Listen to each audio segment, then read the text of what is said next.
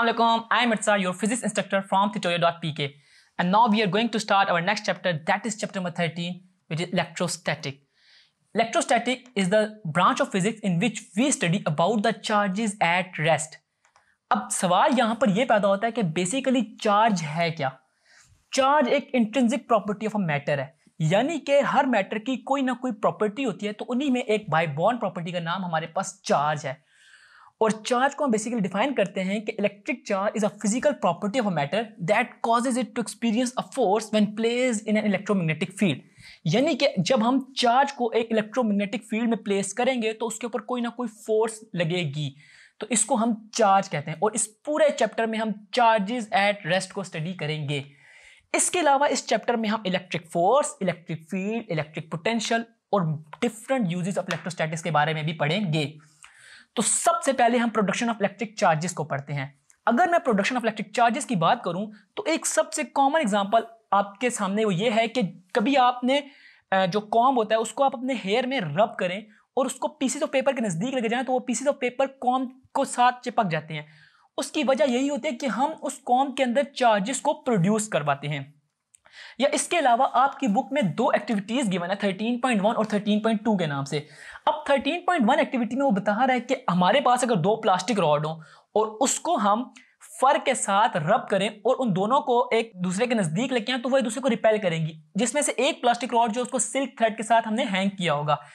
या इसके अलावा जो दूसरी 13.2 एक्टिविटी है उसमें देखें कि अगर एक ग्लास रॉड हो जिसको हमने सिल्क थ्रेड के साथ हैंग किया हुआ है और उसको हमने रब किया हुआ है सिल्क से, जबकि प्लास्टिक रॉड को हमने फर से किया हुआ है, अगर इन दोनों को आपस में एक दूसरे के नजदीक लग जाए तो ये एक दूसरे को अट्रैक्ट करेंगी, यानी कि इनके ऊपर ऑपोजिट चार्जेस होंगे।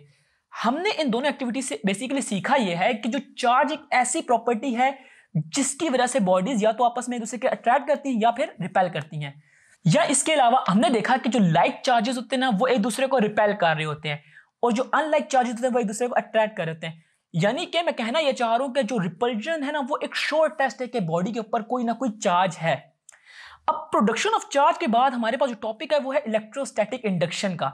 अगर मैं इलेक्ट्रोस्टैटिक इंडक्शन की बात करूं तो इसका मतलब ऐसे है कि अगर एक बॉडी हो जो कि अनचार्ज्ड हो, उसके नजदीक में अगर एक चार्ज बॉडी लेके हो तो जो अनचार्ज बॉडी उसके अंदर भी चार्जेस आ जाएंगे, जिसको हम इंडक्शन कहते हैं। आपकी बुक में इसकी डेफिनेशन कुछ इस तरह की है कि in the presence of a charged body an insulated conductor develops a positive charge at one end and negative charge at the other end. This process is called electrostatic induction. आपको एक बात पता है ना कि एक बॉडी के ऊपर जो न्यूट्रल बॉडी होती है उसके ऊपर पॉजिटिव और नेगेटिव चार्जेस बराबर होते हैं। जिस तरह आप देख सकते हैं इनिशियली हमारे पास ये दो बॉडीज हैं ए और बी, इनके ऊपर कोई चार्ज नहीं है, लेकिन जो ही हम इसके ऊपर एक चार्ज बॉडीज के नजदीक लेके आते हैं तो आप देखिए कि ए और बी के अंदर चार्जेस कुछ इस तरह अलाइन हुए हैं कि इसके नेगेटिव चार्जेस एक साइड पर आ गए और पॉजिटिव चार्जेस दूसरी साइड पर। और जो ही हम इसको दूर लेके गए तो दोबारा से हमारे पास चार्जेस जो है वो यूनिफॉर्मली डिस्ट्रीब्यूट हो गए इन दोनों बॉडीज में। और हमारे पास इसके बाद जो टॉपिक है वो है इलेक्ट्रोस्कोप। इलेक्ट्रोस्कोप बेसिकली एक डिवाइस है जिसके जरिए हम चार्जेस को डिटेक्ट करते हैं। मैं इसकी थोड़ी सी कंस्ट्रक्शन के बारे में आपको बताऊं तो ये एक ग्लास जार होता है जो जिसके अंदर एक ब्रास डिस्क होती है जिसके ऊपर चार्जेस होते हैं और उसके साथ हमने एक ब्रास रॉड कनेक्ट की होती है जिसके अंदर लीव्स कनेक्ट होती हैं। इसके जरिए हम ना सिर्फ चार्जेस को डिटेक्ट कर सकते हैं बल्कि हम इसके अलावा हम इलेक्ट्रोस्कोप की चार्जिंग भी कर सकते हैं by using the process of electrostatic induction. या इसके अलावा हम इसमें टाइप ऑफ चार्ज को भी डिटेक्ट कर सकते हैं कि whether it should be a positive और नेगेटिव चार्ज। और last but not the least इसका जो हमारे पास यूज है वो ये है कि हम इसके जरिए कंडक्टर्स और इंसुलेटर में भी फर्क कर सकते हैं। और इलेक्ट्रोस्कोप के बाद जो आपकी बुक में टॉपिक डिस्कस हुआ है वो है कूलम्स लॉ। और कूलम्स लॉ के जरिए हम इलेक्ट्रिक फोर्स के बारे में पढ़ेंगे। मैंने आपको बताया था ना कि इस चैप्टर में हम डिफरेंट चीजें पढ़ेंगे, इलेक्ट्रिक फील्ड, इलेक्ट्रिक फोर्स, तो हम अभी इलेक्ट्रिक फोर्स पढ़ रहे हैं। अब इसमें फोर्स क्या होती है? फोर्स वो है, पहले मैं आपको इसकी डेफिनेशन बताता हूं और उसके बाद हम इसकी डेरिवेशन है ताकि आपको इसका कॉन्सेप्ट समझ आए। इसकी डेफिनेशन है द फोर्स ऑफ अट्रैक्शन और repulsion between two point charges is directly proportional to the product of their magnitude of charges and inversely proportional to the square of distance between them. आप देखें कि जो हमारे पास अगर दो charges हों और उनके ऊपर डिफरेंट फोर्सेस लग रही हो तो उन फोर्स का जो मैग्नीट्यूड होगा ना वो उन चार्जेस के प्रोडक्ट के डायरेक्टली प्रोपोर्शनल होगा, यानी कि Q1 dot Q2 is directly proportional to F। और सिमिलरली वो जो फोर्स है वो इनवर्सली प्रोपोर्शनल है to the square of distance between them, और इनके दरमियान जो डिस्टेंस था वो r था।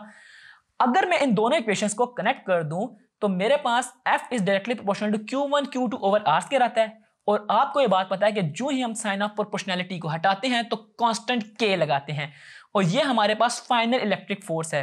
इसमें K की जो वैल्यू है वो 9 × 10⁹ न्यूटन मीटर स्क्वायर पर कूलम स्क्वायर होती है। और इसी के बाद इलेक्ट्रिक फोर्स के बाद हमारे पास जो टॉपिक है वो है इलेक्ट्रिक फील्ड का। इलेक्ट्रिक फील्ड से मुराद मेरी ऐसा रीजन है जिसमें हम कोई चार्ज जो है इलेक्ट्रिक फोर्स को एक्सपीरियंस करता है, यानी कि the electric field is a region around the charge in which it exert electrostatic force on another charges। यानी कि जो ही हम उसको एक इनफाइनाइट पॉइंट से लेके इलेक्ट्रिक फील्ड के अंदर लाएंगे तो उसके ऊपर फोर्स लग रही होगी, और इलेक्ट्रिक फील्ड क्या, उस चार्ज के अराउंड एक स्मॉल स्पेसिफिक रीजन, और इसमें इस रीजन की जो इंटेंसिटी या पावर होती है उसको हम इलेक्ट्रिक फील्ड इंटेंसिटी कहते हैं। And it is defined as the strength of electric field at any point in space is known as electric field intensity, और इसको हम E = F/Q0 से रिप्रेजेंट कर रहे होते हैं। इसमें हमारे पास जो डायरेक्शन ऑफ इलेक्ट्रिक फील्ड है ना उसको हम इलेक्ट्रिक फील्ड लाइन से देखते हैं, और इसमें आपको जो बात याद रखनी है वो ये कि जो हमेशा पॉजिटिव चार्जेस होते हैं उनकी जो इलेक्ट्रिक फील्ड लाइंस होती हैं वो moving away from the centre होती हैं।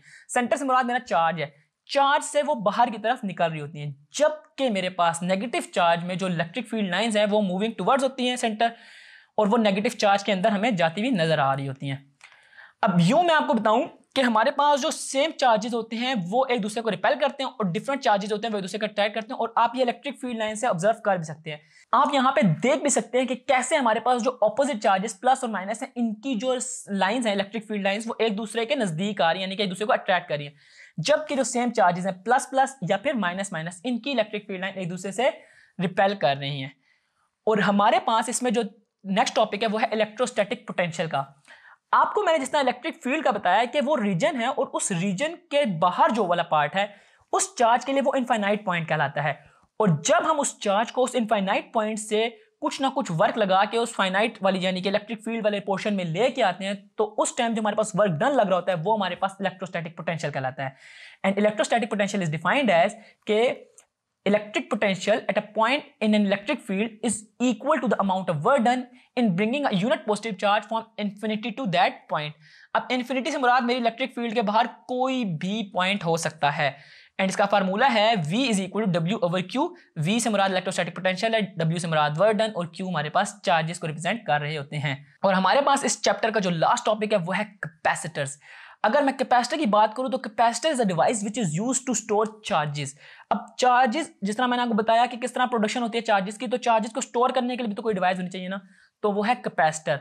अगर इसकी कंस्ट्रक्शन के बारे में बताऊं तो ये दो पैरेलल प्लेट्स होती हैं मेटल की, और इनके दरमियान इंसुलेटिंग मटेरियल होता है यानी कि एयर होती है। ये दोनों एक दूसरे से कनेक्ट नहीं होती, या फिर इनके दरमियान एयर होती है या फिर कोई भी डाइलेक्ट्रिक से मुराद है इंसुलेटर। और इसमें होता यह है कि हम एक प्लेट को जब चार्ज करते हैं तो ड्यू टू इलेक्ट्रोस्टैटिक इंडक्शन दूसरी प्लेट ऑटोमेटिकली चार्ज हो जाती है, क्योंकि उनके अंदर इलेक्ट्रोस्टैटिक पोटेंशियल जनरेट हो रहा होता है कि एक जगह पे हमारे पास हायर पोटेंशियल होता है तो दूसरी जगह पे हमारे पास already by using electrostatic induction उसके अंदर पोटेंशियल जनरेट हो जाता है।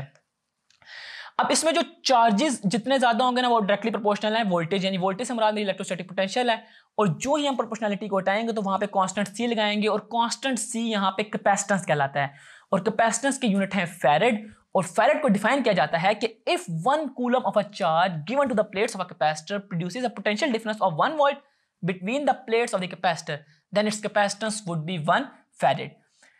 आपकी बुक में दो कॉम्बिनेशन ऑफ कैपेसिटर गिवन है, जिसमें एक का capacitor in series and the other one is capacitor in parallel.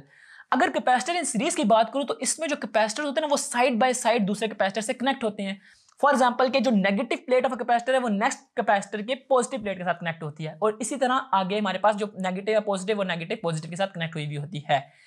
जबकि कैपेसिटर्स इन पैरेलल में सारे के सारे यानी कि जितने भी कैपेसिटर हैं हमारे पास कॉम्बिनेशन में वो सारे के सारे पॉजिटिव टर्मिनल एक positive terminal of the battery के साथ कनेक्ट होते हैं, और नेगेटिव टर्मिनल सारे के सारे एक negative terminal of the battery के साथ कनेक्ट होते हैं। अब इनमें जो कैपेसिटर इन सीरीज है ना उसमें हमारे पास जो वोल्टेज होता है ना वो डिवाइड होता है कैपेसिटर के हिसाब से, यानी कि हमारे पास जो V होता है वो V1 + V2 + V3 के इक्वल होता है। V से मुराद है टोटल वोल्टेज जो बैटरी से है, और बाकी वोल्टेजेस में डिवाइड हो गए हैं। जबकि हमारे पास कैपेसिटर इन सीरीज में जो चार्जेस होते हैं ना वो throughout the whole series circuit में वो सेम होते हैं, ठीक है। जबकि इनकी कैपेसिटेंस जो होती है वो इक्वल होती है 1/C = 1/C1 + 1/C2 + 1/C3। अगर मैं पैरेलल कॉम्बिनेशन की बात करूं तो इसमें हमारे पास वोल्टेज सेम होते हैं जबकि हमारे पास चार्जेस डिवाइड हो रहे होते हैं, और इसकी जो इक्विवेलेंट कैपेसिटेंस होती है ना वो C1 + C2 + C3 के इक्विवेलेंट होती है। और इन्हीं कॉम्बिनेशन ऑफ कैपेसिटर्स के साथ हमारा ये चैप्टर कंप्लीट होता है। आई होप आपको इस चैप्टर के तमाम इंपॉर्टेंट कॉन्सेप्ट समझ आ गए होंगे। अभी तक के लिए इस वीडियो में इतना ही। See you in the next video with a new topic. Until then, this is इट्सा फ्रॉम tutorial.pk।